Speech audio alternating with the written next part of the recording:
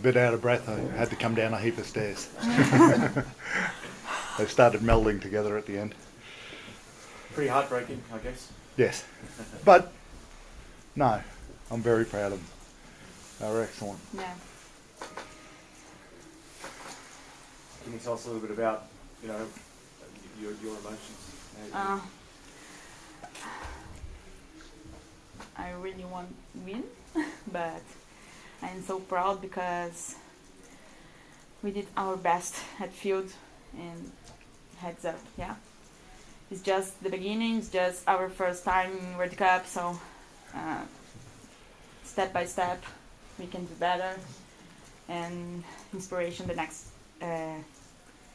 generation. So in the next World Cup it will be so much better. Yeah. Yeah.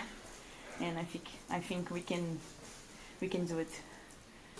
Well, it must be fair to say that it exceeded expectations. These 3 games, is it?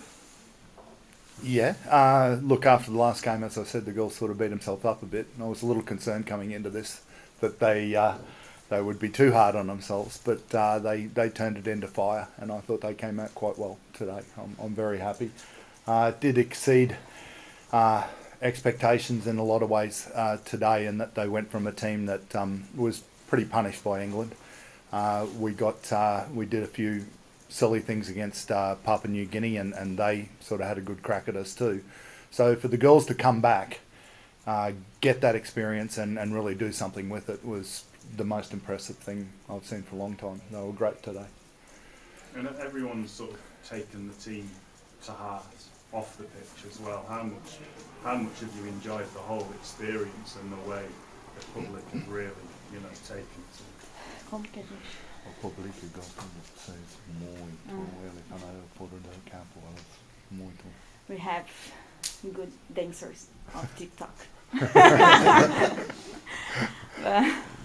I think the Brazilian is be happy, so we have good energy, and in the field we have a good team. Out the field we have a good group, so we are proud. One of the highlights of the tournament is Edna's try. Can you tell us a little bit more about it? Man, that's the slowest 100 metres I think I've ever seen. She's got little legs and they crack along at a good pace, but she's certainly not the fastest in the team. I think she's been playing for a while. I won't give away her age, but you go back a couple of years and I reckon she'd have 20 metres on herself. But it was a definite game changer and a mood changer for us. We were the girls weren't exhausted, but they were just waiting for that break, and Edna certainly got that for us. She was great. Would a draw have felt like a victory, really, the first competition? Yes, yeah, a draw would have been nicer. I was really hoping to get in position and get a field goal. It certainly was in my mind. In the end, I think we ended up putting a ball to dirt, but yeah, it would have been nice to play out that set, because I think it would have brought us a hell of a lot closer. But, you know, got to move forward again, and I'm really looking forward to the future with this team and Brazil. I can't wait for our next head out, and Canada have already set out a challenge, so, and France. So we're sort of trying to tee something up. Nice way to win for Rob Bergen as well. Definitely, Rob has been a bastion. He does everything. He is the be-all and end-all of Brazil Rugby League. He's been a brilliant manager and a great support for me. Good friend. He lives just up the road, believe it or not, and we only met 4 years ago. But yeah, no, it's a good way for him to go out, and we certainly were patting each other on the back when Butch, that's a nickname of course, Butch scored that try, the 9. She's a cracker.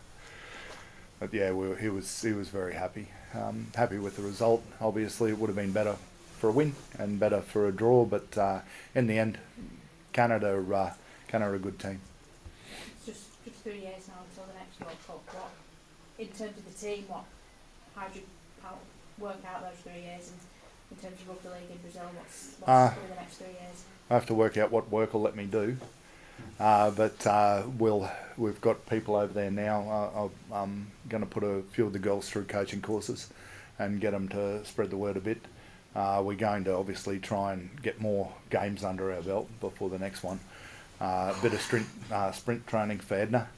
But other than that, it's really just build back as much as we can. If I can get over there 3 or 4 times in a year, I'm doing well.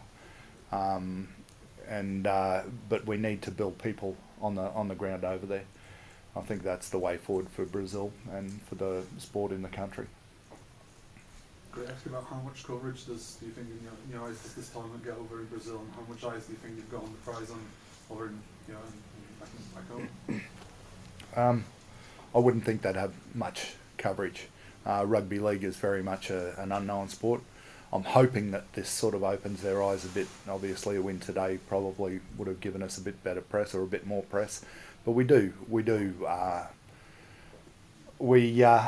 try to push that as much as we can. Obviously, get our names out. We go to local councils. We train on their fields. We take photos with them and just try to get local support and build it to national support. But as far as the game goes, they know nothing outside of soccer and probably volleyball.